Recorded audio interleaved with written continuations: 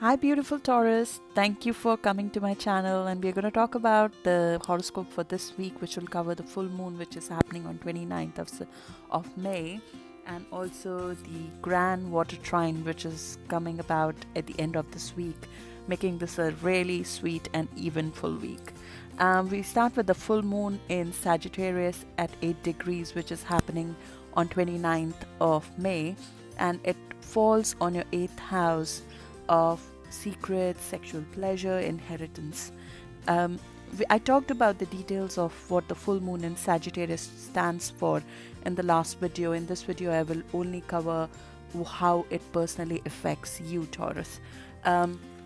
Considering this falls in the 8th house and it's a full moon, some kind of secret might come out, because full moon is about illumination of something that's hidden, and 8th house is the house of hidden things, of secrets, of sexual pleasures, of things that are coming to you which you have not worked for, money that comes from other sources, loans that you owe to other people. So this is a culmination of something that you might have been working for the last 6 months, and that's coming to either fruition or coming to light. And Sagittarius is, as I mentioned in the last videos, is all for truth, all for being honest, of things coming to light, so you can move to the other side.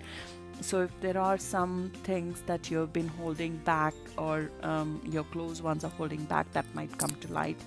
And I don't think they will come out in any abrupt fashion, because there's a grand water trine which should help you in bringing positive energy to any kind of things that are coming out. It will add acceptance to whatever is coming out at this time.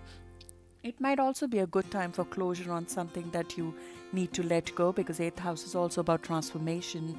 So you might have gone through some sort of crisis, and Taurus are very, very brave and courageous in moments of crisis. Their best self comes out in moments of crisis. So you might be looking at something that might have happened, and you might see the bigger picture of the crisis and come to the other side.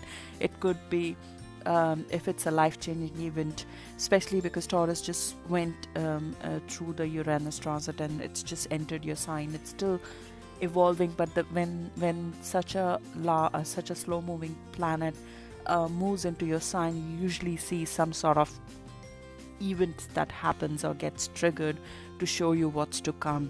So if something has been triggered, you might be able to see the bigger picture and understand what you need to do going forward. You might be also be releasing some kind of blockages, some sort of settling some kind of debt or financial obligations, which you need to, maybe you took on something 6 months back, a project that needed financing that's coming to a stage where you can pay back some of it. Some of the cash settlement might come about. And the beautiful side of it is it could mean passion, especially Jupiter in Scorpio is in your 7th house of relationships and marriage. This is an excellent time to find a partner if you're looking for. This is most likely, if a sign this year is most likely to get married or find a beautiful relationship, and expect to get really popular in one-on-one relationships, that's Taurus.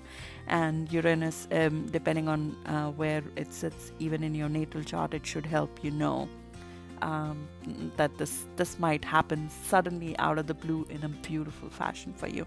Why this is an excellent time also for that is because Venus in Cancer is in your 3rd house, and it's making a positive aspect to Jupiter.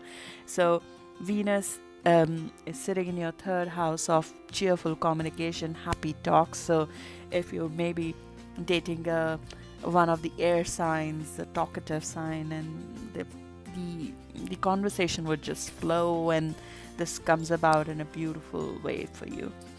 The grand trine that I talk about again in the overview video, and I have covered that in a separate video as well, is between Jupiter in Scorpio, Neptune in Pisces, and Venus in Cancer. Now these are 3 areas of your life. One is your one-on-one relationships and marriage and partner, if you have one or you're looking for one. The other is friends and your larger community, and the third is communication. So these 3 houses in these 3 areas of your life work together. So and this is one of the most positive aspects. So you might see a flow of positive energy between your friends, your love partner, and the communication, and all these people getting together, and maybe even going for a short trip before you seal the deal. And even with siblings, the relationship could be significantly improved during this transit. And the Jupiter Neptune positive transit continues for at least a month, so you have a whole month at least, more realization and positive energy flowing into your partner sector. So if you're looking for somebody the next 1 month to realize whether they're good for you or not, you might get some sort of knowledge or higher intuition about it. Neptune in the 11th house of friends might make this have you go away from some of the friends or people that have been your tribe in the past, and you move away. Neptune usually does make you lose a few people on the way, but for you to move to the other side. So it's possible that some of your old friends or the group that you used to hang out with this change over this year, you might see that happening. But it looks like you're losing the tribe that does not belong to you. So that's Taurus, the week for you. We do have one aspect covered here. I'm showing you the natal chart that I'm covering today. This was sent by one of the subscribers. And if your sun sits anywhere around 8 degrees of Taurus, it would be squaring Mars this week. So I would be careful about getting too aggressive. I would use the positive energy of that and going and have the go-getter energy versus fighting with the people involved here.